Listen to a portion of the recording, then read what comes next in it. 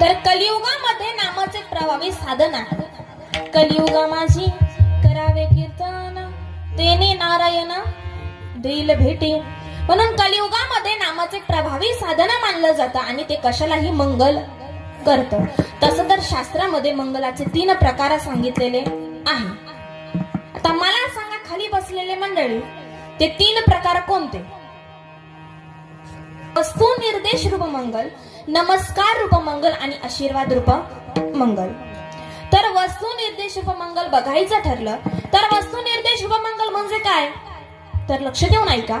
निर्गुण ब्रह्माची उपाधी स्वरूपाने जे वर्णन केलं जातं त्याला वस्तू निर्देश रूप मंगल असे म्हणतात.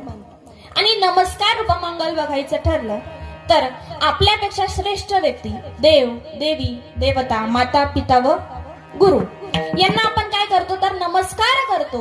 याला आपण नमस्कार रूप मंगल असे म्हणतो. जसं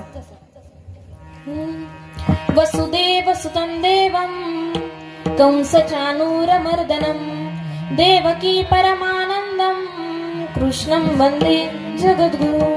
नमस्कार रूप मंगल आणि आशीर्वाद रूप मंगल बघायचं ठरलं तर आपण आपले गुरुवरे असतील किंवा आई वडील असतील, आपण त्यांचं नमस्कार करतो त्यावेळेस ते आपल्याला काय करतात? आशीर्वाद देतात. त्याला आशीर्वाद रूप मंगल असे म्हणतात. हे झाले शास्त्रामध्ये मंगलाचे 3 प्रकार.